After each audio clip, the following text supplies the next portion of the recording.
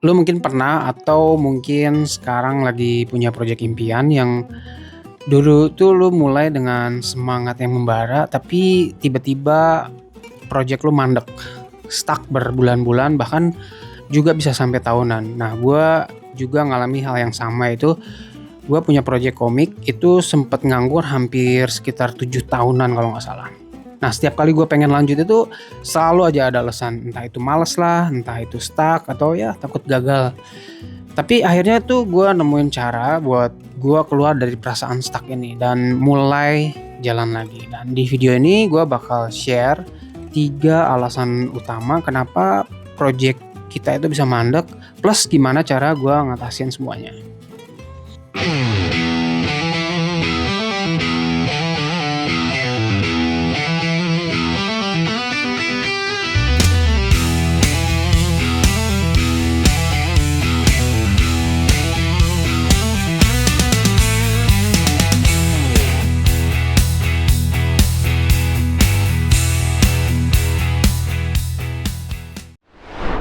Welcome to Dabedu Studio. Di channel ini gue bakal share hal-hal seputar dunia digital indie comics, terutama American style comic ya.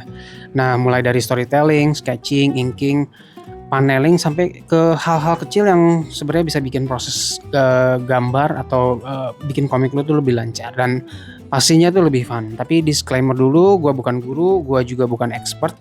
Gue cuma orang biasa yang seneng banget ngegambar dan terus pengen belajar. Jadi YouTube ini adalah ruang buat gue sharing, trial and error, dan dokumentasi perjalanan gue sebagai comic illustrator.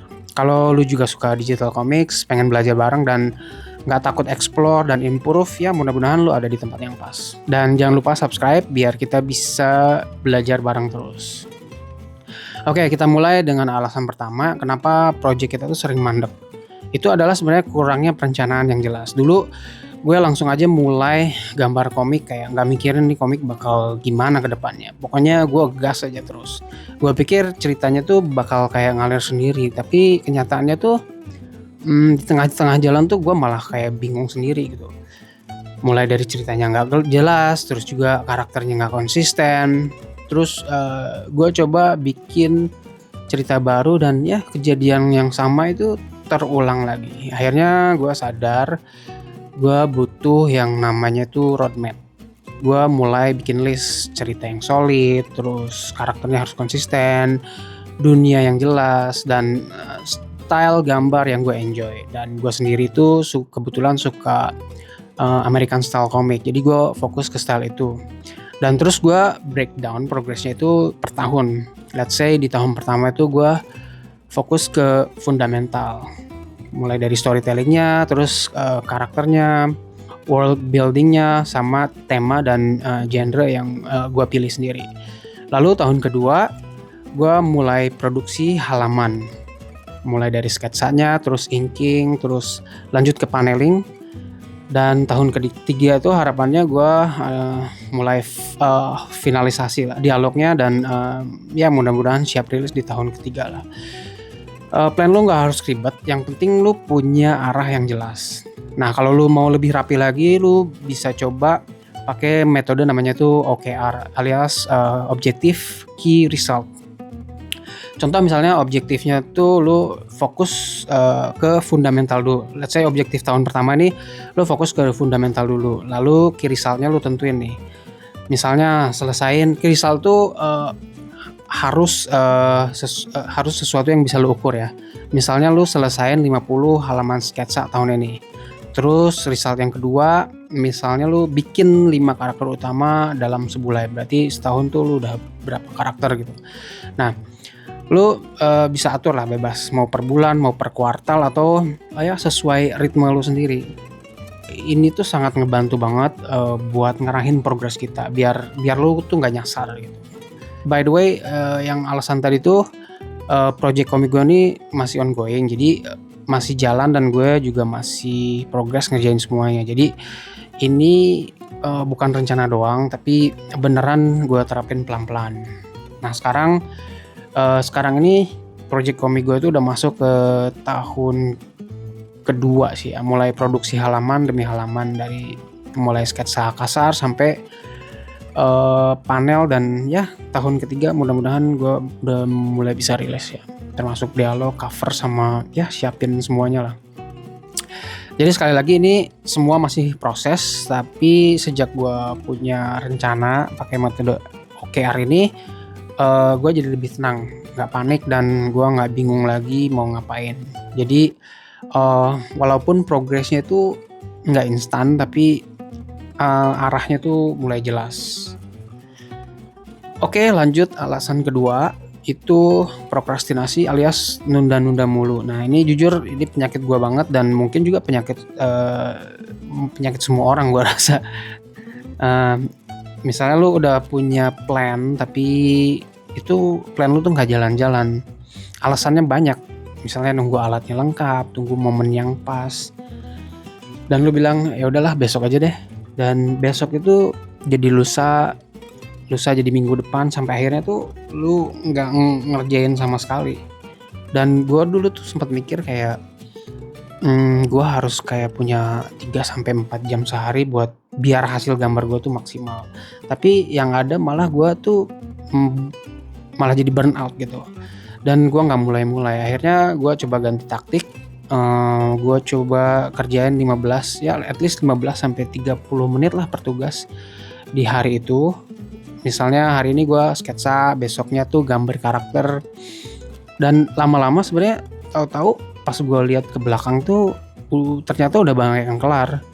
Dan sekarang gue udah selesai hampir 90 halaman skrip, dan 70 halaman udah mulai masuk ke tahap sketsa. Dan gue pakai trik namanya itu biar lu fokus, itu namanya teknik Pomodoro. Lu bisa search di Google apa itu Pomodoro. Jadi intinya itu lu kerja fokus 25 menit, terus istirahat 5 menit, terus ulangin sampai project lu selesain di hari itu. Nah gue tuh pasang timer, dan entah kenapa gue pada saat lihat timer itu gue bisa lebih fokus, kayak gue tuh lagi diawasin dan gue nggak bisa leha-leha. Dan ternyata ini cukup efektif, dan 25 menit itu sebenarnya waktu yang ideal buat kerja bisa lebih fokus sebelum kita kehilangan konsentrasi kita. Lalu kita harus juga sediain waktu 5 menit buat istirahat supaya otak kita tuh nge-reset dan siap masuk ke sesi berikutnya tanpa lu harus jadi burnout.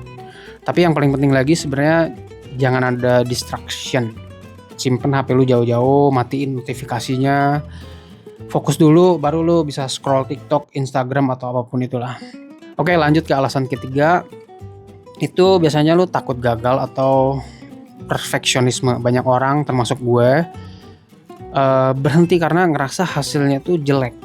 Gue pernah stuck cuma gara-gara halaman pertama komik gue tuh nggak sesuai dengan ekspektasi gue. Jadi gue ngulang terus. Sampai akhirnya tuh sebenarnya nggak jadi, bahkan gue revisi terus menerus. Akhirnya gue putusin ya udahlah lanjut aja dulu, nanti gue bisa edit, gue bisa poles. Dan ya ternyata bener aja, begitu gue stop overthinking itu sebenarnya tuh progress gue tuh makin lancar, dan gue tetap bisa balik ke halaman yang udah gue buat itu buat gue edit atau gue poles nantilah. Yang penting gue harus selesain dulu. Hasil bagus itu sebenarnya lahir dari sebuah proses, bukan dari sekali jadi. Jadi kalau lo lihat semua seniman hebat juga pasti pernah bikin karya jelek. Tapi yang membedakan itu mereka terus belajar dan ya terus jalan. Jadi lo harus ubah mindset lo dari harus sempurna dulu ke jadi yang penting lo harus kelar dulu. Karena lo bisa edit sesuatu yang udah jadi, tapi lu nggak bisa edit sesuatu yang nggak pernah lu mulai. Oke, ini ada alasan bonus ya, dan menurut gue ini yang paling penting. Itu kita kurang alasan yang jelas kenapa lu pengen melakukan project impian ini. Jadi sebenarnya kadang yang bikin kita kehilangan motivasi itu sebenarnya bukan karena projectnya itu membosankan, tapi karena kita lupa kenapa kita memulai project ini. Di bukunya Start with Why kalau nggak salah itu Simon Sinek pernah bilang kalau orang-orang yang paling sukses dan konsisten dalam pekerjaan mereka itu karena mereka itu punya why atau punya alasan yang kuat. Dan dia tuh pernah bilang Orang itu nggak beli apa yang lu lakuin, tapi mereka beli kenapa lu melakukan itu. Nah, lu mulai coba tanya ke diri lu sendiri, why lu melakukan project ini? Apakah lu pengen ngejar passion atau misalnya ngeluarin ide yang ada di kepala, atau mungkin bikin sesuatu yang bisa menginspirasi orang lain. Dan lu juga tanya ke diri sendiri juga, kalau misalnya lu nyerah sekarang, apa yang lu bakal rasain? Apakah lu bakal puas ninggalin project ini, atau justru sebenarnya lu malah nyesel karena lu nggak nyelesain sesuatu yang lu mulai? Karena kalau why lu sangat kuat, lu pasti bakal punya alasan untuk tetap jalan, bahkan saat motivasi lu juga lagi rendah. Nah, itu tadi 3 alasan plus kenapa project kita bisa mandek. So, di kasus yang gua pakai itu adalah pengalaman project komik gua, tapi ini sebenarnya tuh bisa berlaku buat project apapun ya. Entah itu bisnis, entah itu menulis, entah itu ya apapun lah. Intinya lu harus fokus ke proses dulu, bukan ke perfeksionisme. Sedikit-sedikit, yang penting lu tetap konsisten. Karena setiap langkah kecil itu sebenarnya adalah progres. Jadi jangan takut gagal dan selalu ingat alasan kenapa lu pengen punya project impian ini. Lu harus anggap project ini tuh sebagai perjalanan seru lu. Yang penting lu terus jalan aja, nggak usah mikir kapan sampai. Karena sebenarnya kalau kita pikir-pikir ya, itu perjalanan ini sebenarnya lebih berharga daripada tujuannya. Oke, dan akhirnya video pertama gue kelar juga. Ya jujur banyak hambatan, tapi gue tetap jalanin sampai selesai karena gue sendiri pengen buktiin ke diri gue sendiri kalau sebenarnya gue tuh bisa nyelesain project sebenarnya, asal gue punya komitmen dan ngerti cara ngatasin hambatannya. Nah, sekarang gue pengen dengar dari lo, pernah gak lo ngalamin stuck juga dan pas lo ngerjain project impian lo? Coba share di kolom komentar, siapa tahu pengalaman lo juga bisa bantu orang lain juga. Dan kalau ada insight yang belum gue bahas, drop juga di komen ya. Jangan lupa subscribe dan klik video selanjutnya buat belajar bareng-bareng lagi di Dabadu Studio.